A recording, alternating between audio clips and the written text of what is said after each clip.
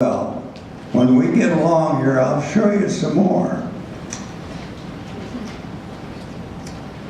That's the Dutch luxury liner that I left on to go from San Francisco to New Zealand and eventually to our landing place in Australia.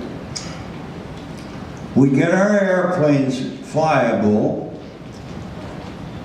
and we're going north into New Guinea, and this is a little bit of the look of the area with mountains and horrible weather, no aids to navigation. You had a radio in your airplane, you could talk to each other, not very many miles away, you had to be close. And you could talk to a station on the ground if you were near enough to him. So light was the biggest area of giving you instruction. If you were near an airport that you wanted to land, an area that was safe enough to land, you could wiggle your wings, talk to him if he had your kind of radio, or he would flash a red light or green light. If you got a green light, you were free to land. If you had a red light, there's something wrong. You had to circle or go away or look out. That's me on the left. This big kid on the right was a gunnery sergeant that if I needed him, he went and crawled in a separate area in the back of my A-20 and got up into a turret with twin .50 caliber machine guns. I couldn't go to him, he couldn't crawl to me.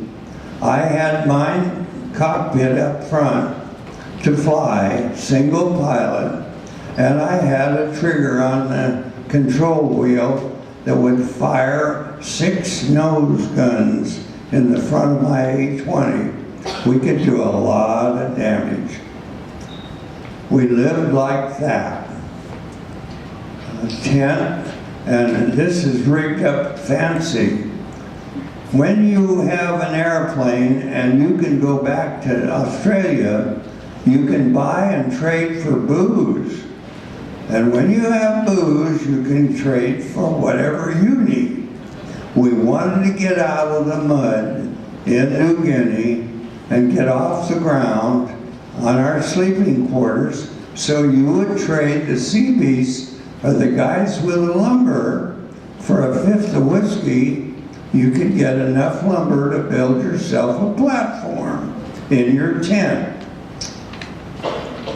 That's what I looked like when I flew over there. Hot, humid country, mosquitoes big as quarters, and the parachute I sat on, I didn't fly high enough normally to ever have used a parachute.